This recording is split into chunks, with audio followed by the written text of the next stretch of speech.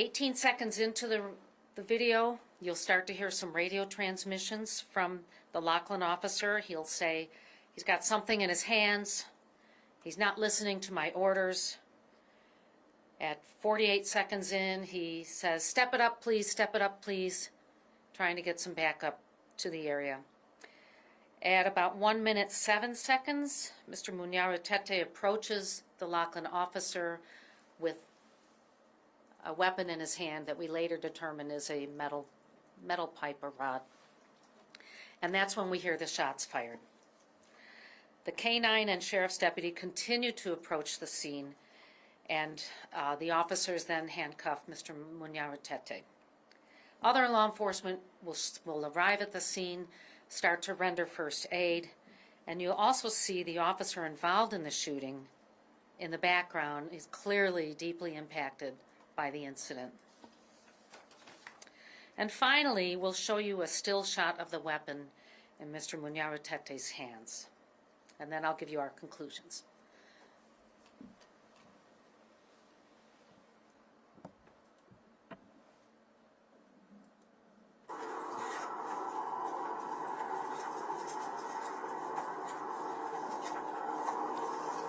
The bright light is the flashing lights.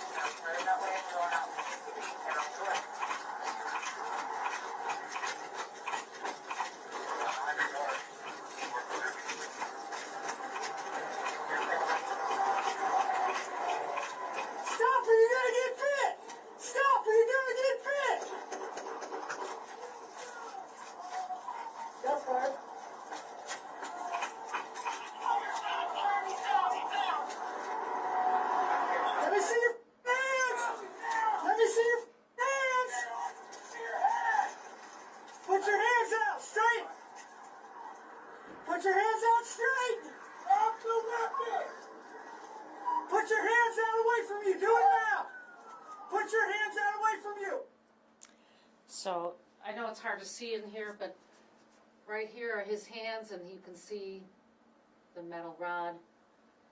Here is the taser on the ground. Our taser readout report does show it was fired before the revolver was used, or handgun.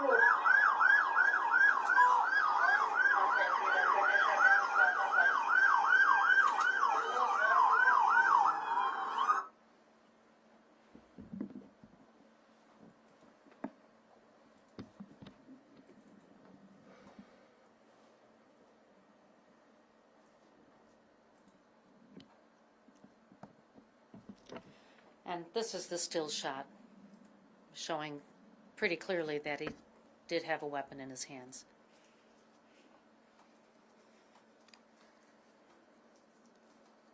It's never easy to see an incident like this, and you can see clearly the officer in the background was deeply impacted.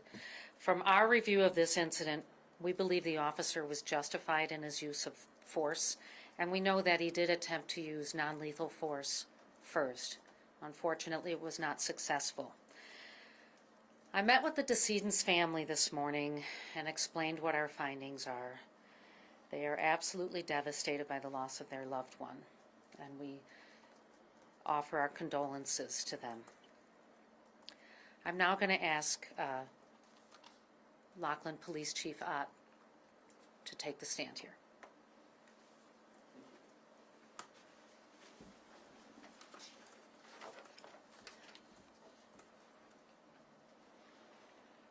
Today may bring a wide range of emotions for the family, our officers, and our community, especially our growing immigrant community who may feel especially impacted. We hear these concerns, and we are continuing to maintain open lines of communication with both the family and community leaders to ensure that everyone is heard and supported as we move forward.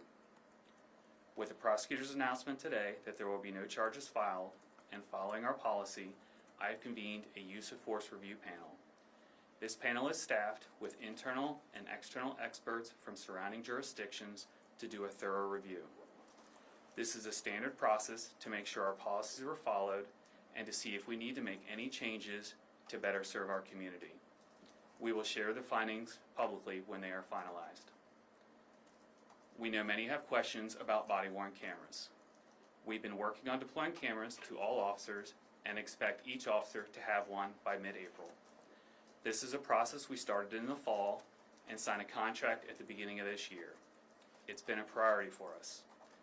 We've also heard concerns about a potential language barrier. In our ongoing communications with community leaders, we will look for ways to better support officers in dynamic and evolving situations. We know there is no easy solution, but we're always working to improve. This has been a challenging time for many in our community. We know trust is not built in a single moment, it's a process. We will continue to be open, transparent, and committed to learning from this experience. Thanks, Chief. Thank you. We're ready for questions if you have any. Prosecutor Pillich, is the Mr. Mumiera Tete, was he connected to the stolen, or the car chase? I'm sorry, is that the finding at this point, or do we know? We don't have a solid conclusion on that, but we don't really think so at this point. It's impossible for us to connect him at this point. Yes. Do you know if the deceased was suffering from any sort of like mental health issues, or what were the factors that you can find that led to this confrontation in the first place? We have the scope of our investigation, our review is pretty narrow, and we have no evidence or any documentation on his mental state. And speaking to that car chase, is that case still active then? I assume, clearly Yes, somebody stole it. as far as I know. Okay.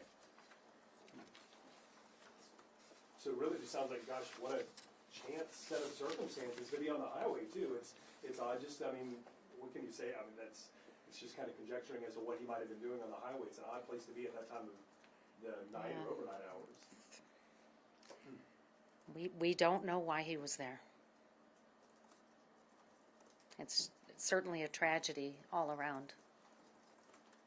Chief, can we real quick to you, if you don't mind, what you just said, obviously impactful. And what's the message, considering you have such a growing immigrant population as you've referenced, and different, so we understand this gentleman was from the Congo, the Mauritanian population.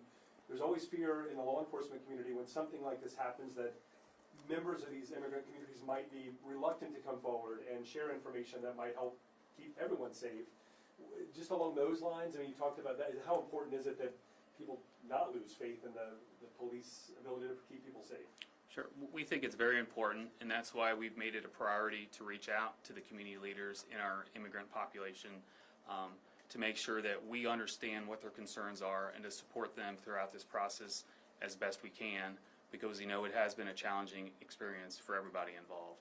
just can't imagine on the language front, just the last thing I can ask, that seems really like a complicated thing to even begin to address, to have every officer, you have, 15 different commands in different language. I mean, that's not, doesn't seem practical, but this seemed to be a situation where it got out of control very quickly, at least, not out of control, but at least it got heated very quickly. What are some remedies, do you think?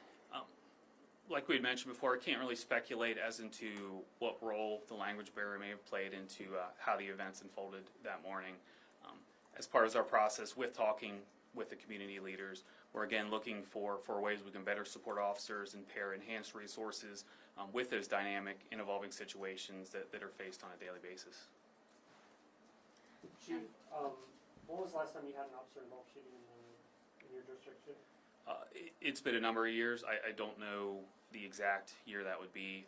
I've been chief for 18 months and it hasn't happened during my time.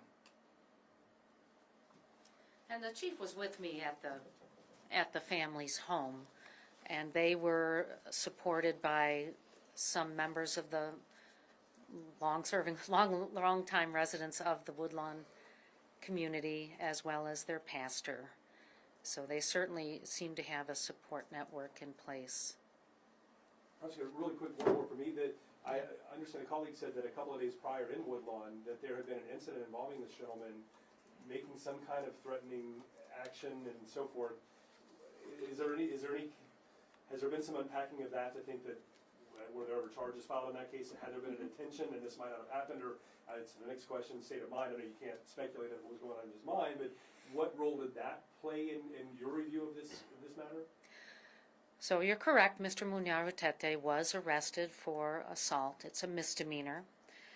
He was taken down to the jail, had to wait a couple days because I believe it happened on a Friday, and had to get a translator in. That took a little bit of time. He was released Monday, the 17th, on an OR bond, and as far as we know, the next encounter he had with any law enforcement was the March 19th in the early morning.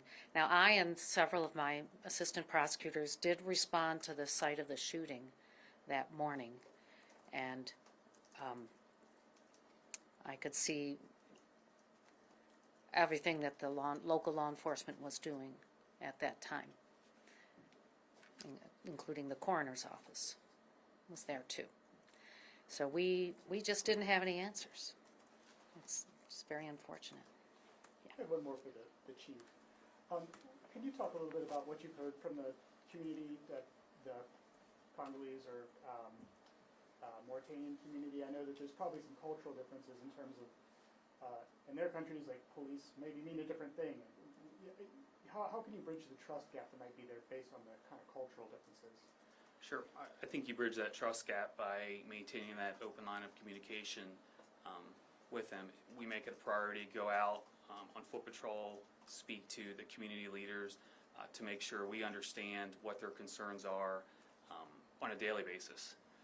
So we work with them to help them understand and provide them any answers that they might have so that we can build that relationship that is necessary in law enforcement.